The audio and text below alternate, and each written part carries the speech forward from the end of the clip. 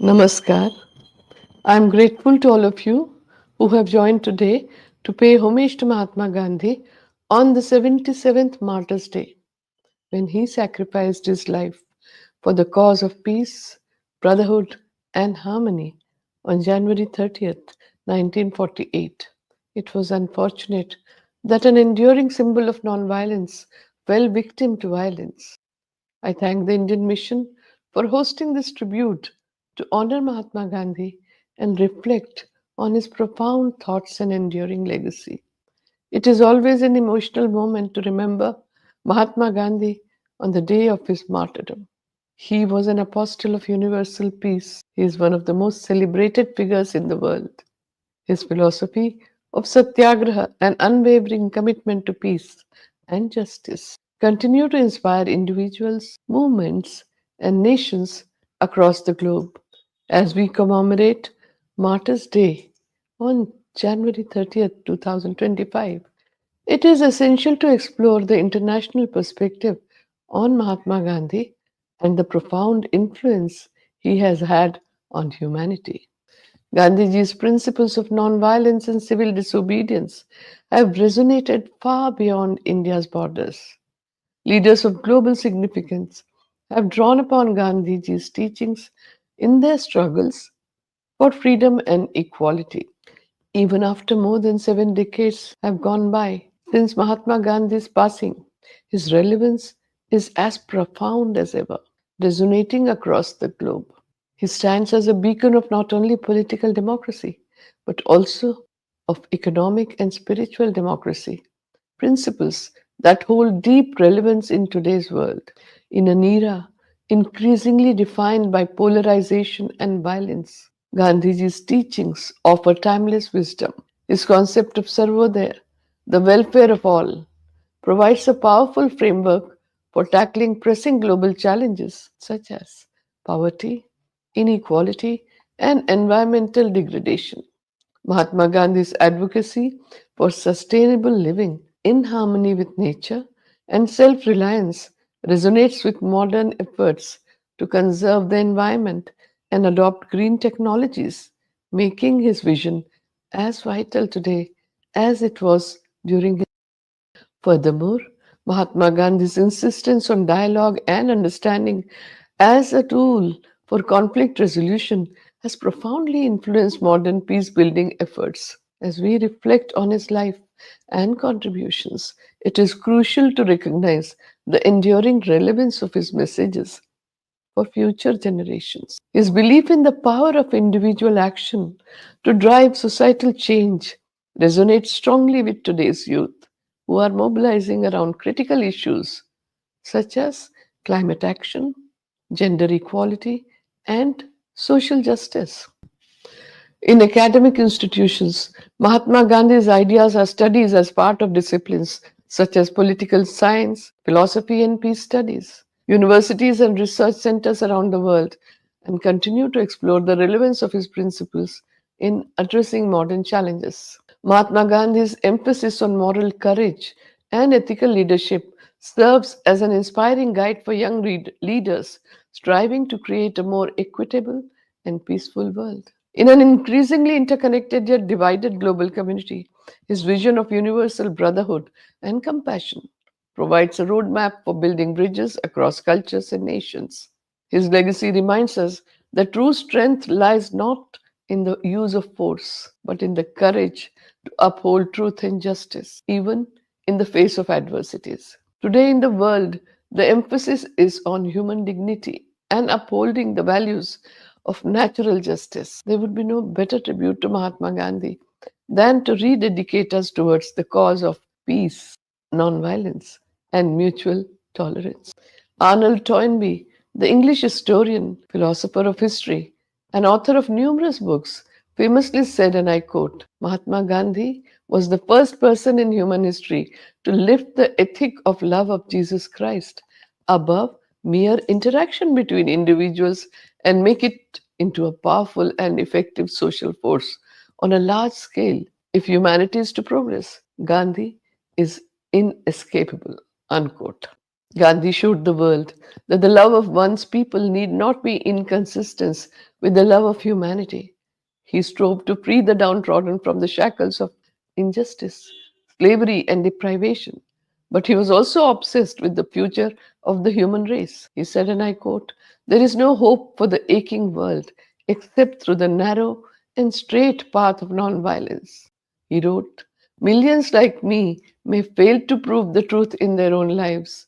That would be their failure, never of the eternal law." Unquote. Gandhiji was very fond of little children. He treated them as individuals and gave them respects as they deserved as human beings. I will tell you a small incident which happened during the 1931 Second Round Table Conference in London. Mahatma Gandhi had gone to London, and he chose to stay at Kingsley Hall among the poor rather than in luxurious accommodations. Fascinated by his simplicity, local children fondly nicknamed him Uncle Gandhi. They often asked questions about his simple lifestyle and enjoyed his company during walks. One incident involved a small girl who hesitated while asking Gandhi for his autograph. She drew back shyly before this modestly dressed man, clad in a simple dhoti and a roughly mended coarse shawl, with inexpensive wire framed glasses. Looking up at her mother, she asked, "Mummy, is he really great?" Her mother replied, "You know, Mr. Gandhi is a very good man and a very great man." The child said, "I'm sorry, Mummy," quickly making amends. On his birthday on 2nd October, the children in London gifted him woolly toys, sweets, and candles, which he cherished deeply. When leaving London on December 5, 1931, Gandhi ensured these gifts were safe, saying, and I quote, "They are the only things I'm taking back to India." Unquote. Later, from Yerwada jail in India, he wrote to thank the children, humorously noting they'd received a letter from jail signing off as yours, whom you call Uncle Gandhi. Mahatma Gandhi's greatness and indeed his uniqueness lies in his role as an innovator in politics. Far from being merely a political theorist or analyst, he loved humanity with profound compassion and, in his own words, I quote, "approached the poor with the mind of the poor." Unquote. His vision was to establish a new human order. He was the first in history to extend the principle of nonviolence from the individual to the societal and political spheres. Ever an optimist, ever calm, ever objective, he viewed the world with the eye of faith, always believing in the possibility of a better future. Dr. Gene Sharp, the American philosopher and the founder of the Albert Einstein Institution, drew much of his inspiration from the life and writings of Mohandas Karamchand Gandhi. He wrote, and I quote, "Gandhi was the contemporary of Tsar Nicholas, Lenin and Stalin, Kaiser Wilhelm and Adolf Hitler, Franklin Roosevelt and Mao Zedong. He bridged the span between the time when armies fought the wars with rifles to the time when atom bombs confronted them. Racism ran rampant, and there was a denial of dignity and opportunities to women and untouchables and many others. These were among the social and political evils for which Mahatma Gandhi sought solutions." Unquote. Mahatma Gandhi was an ordinary person like us who rose to extraordinary heights through his unwavering determination, steadfast pursuit of truth, and commitment to the values he cherished. By realizing his true potential for sacrifice and endurance, he achieved remarkable greatness. Studying Gandhiji's life is a fascinating journey of inspiration, as he was one of us. Yet, his courage of conviction and the strength of his ideas he represented set him apart. Mahatma Gandhi's entire life story is about action to bring about positive changes. He both succeeded and failed in what he sought to do, but he always moved forward. And he never gave up the quest for improvement, both social and spiritual, and both for individuals as well as for the nation as a whole. Today, he is remembered not only as a political leader, but as a moralist who appealed to the universal conscience of mankind. There is a galaxy of men, women, and children in different parts of the world who have taken a leap from Mahatma Gandhi to fashion their initiatives for ensuring peace, nonviolence, justice, and fighting discrimination. This explains his lifelong crusade of attainment of moral values such as truthfulness, nonviolence, purity of means, love, self control, forgiveness, respect, friendliness, compassion, mercy, etc. His messages resound with people of all faiths worldwide, as he is the spiritual and political leader of one of the world's most profound and complex cultural traditions. Today, the world is faced with many kinds of conflicts and diverse types of crises. We see Mahatma Gandhi's emphasis on non-violence, universal brotherhood, and peaceful coexistence having an all time relevance. In his 50 years of public life in three continents, Asia, Europe, and South Africa, Gandhiji demonstrated the efficacy of extending respect for all living beings. Human dignity, oneness, empathy are impossible without compassion. Gandhiji emerged as the voice of the voiceless that inspired social reformers and political thinkers all over the world. It was to his unique credit that in a world marred by violence and hatred, Gandhiji stands firm as a man of universal goodwill and a protagonist of peace. What is most striking is that Gandhiji emerged during his lifetime as a torchbearer of peace, and even today he continues to surprise mankind with his non-violent methods of resolving conflicts. What is stranger still is the resonance of success of his satyagraha that continues to inspire people across the globe. It goes without saying that it is never possible to evaluate how much India and the world owes to Mahatma Gandhi. For Gandhiji, peace was not an end by itself. Rather, it was only a sort of a means to ensure better welfare for mankind. Mahatma Gandhi's lifelong quest was in the pursuit of truth. In fact, he even had said, and I quote, truthfulness is more important than peacefulness, unquote. Non cooperation was one of Gandhiji's methods for achieving justice. He had experimented with it in South Africa with a minuscule Indian community and later expanded the scope to cover the entire nation during the freedom struggle in India since 1915. Freedom and justice were supreme for Mahatma Gandhi. The Indian supreme values of ahimsa, nonviolence, and compassion were the basis of Gandhiji's philosophy. Practically, he desired solutions for all problems through the means of nonviolence and truth. His ideas based on nonviolence are entirely important in the new world. They are completely relevant today and will remain so in the future as well. He had said, and I quote, the very first step in nonviolence is that we cultivate in our daily life, as between ourselves, truthfulness, humility, tolerance, and loving kindness. Unquote. He demonstrated that peace and nonviolence are the two pillars of any peace process that upholds humanity. These two are inseparable.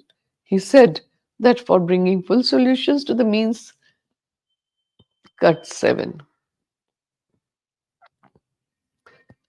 Mahatma Gandhi demonstrated that peace and nonviolence are the two pillars of any peace process that upholds humanity.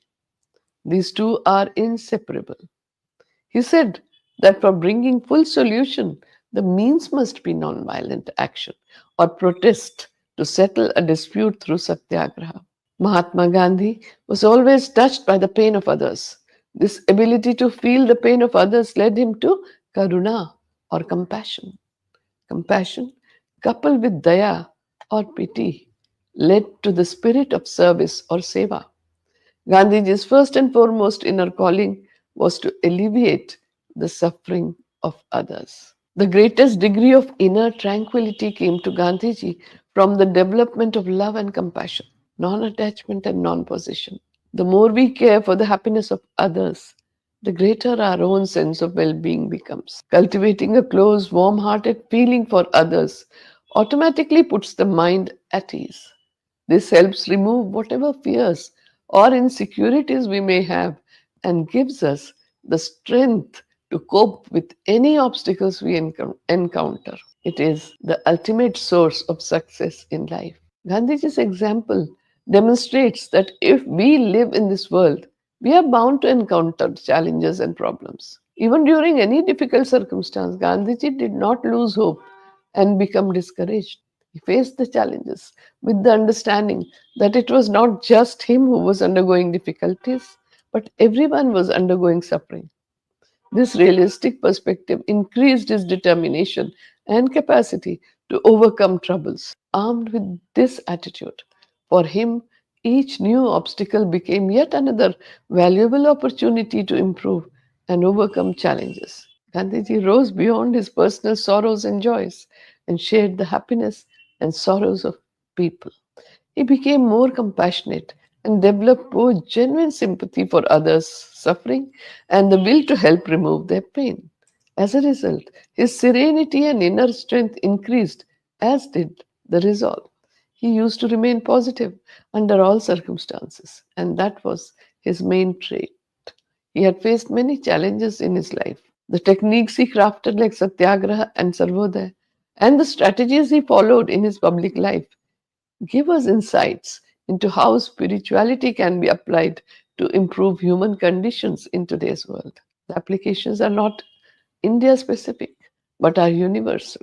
Gandhiji sought the guidance of his inner voice, not only in the spiritual realm, but also in the political realm. Gandhian humanism and its practical application are the way forward in the world. His noble spirit and warm, humane kindness have endeared him to all humanitarians throughout the world. Nowadays, our world has become so interdependent that any conflict between nations inevitably impacts the rest of the world. The only way to establish peace in the world is through nonviolence. We need to develop a sense of solidarity amongst ourselves by considering other human beings as our brothers and sisters, as part of one family. Gandhiji's ideas of nonviolence was to live and help others to live. Helping others to live with mutual respect should become the foundation of our life. He had said, and I quote, "When I despair, I remember that all through history, the ways of truth and love have always won. There have been tyrants and murderers, and for a time they can seem invincible, but in the end, they always fall. Think of it always." Unquote. In today's globalized world, we already have all the material comforts required for living contently. We are taught by the market forces to want more and more, even as we see the world around us engulfed in greed, violence, and intolerance. Today's world laments violence in the frequent attacks, riots, war, and imminent possibility of a nuclear war. But the last century was even more disastrous. In such a time, a frail leader, Mahatma Gandhi, was the most influential and important political leader and a thinker of the 20th century whose legacy still inspires people globally. In a world that is divided in the matters of faith and religion, that is shaping and determining the politics of this world in a barbaric way, Gandhiji brought in a novel path. He continued to lay importance on interfaith dialogue and cultivating understanding towards nonviolent, compassionate, and emancipatory aspects of their own religion. He inspires globally as the first environmentalist and a minimalist. He recognized the need for conservation and preservation way before the dangers of climate change had preoccupied the world. He had pointed out, and I quote, "The earth provides enough to satisfy every man's need, but not every man's greed." Unquote. He had said that life should be need based, not greed based. He was a thinker who clearly realized the reality of overuse, abuse, and misuse of the global commons. He lived out his environmental philosophy in his own life. He is a man who compulsorily reused and recycled everything and lived in harmony with nature. He lived a life of openness and transparency. His ashram was accessible to everyone. Anyone could walk in and debate and argue with him. Mahatma Gandhi had a profound influence on Dr. Albert Einstein. He and Mohandas Karamchand Gandhi shared a great respect for each other and exchanged letters frequently. Dr. Einstein's message on Gandhiji's 75th birthday sums up the essential character of Gandhiji's leadership. He said, and I quote, "A leader of his people, unsupported by an outward authority, a victorious fighter who always scorned the use of force, a man of wisdom and humility, who has confronted the brutality of Europe with the dignity of the simple human being, and at all times risen superior. Unquote. Gandhiji had realized early in his life the importance of humanity, love, and kindness to other living beings and acted upon it. He kept humanity in high regard, which gave a deep meaning to his life. Throughout his life, Gandhiji was a humble servant of India and of humanity.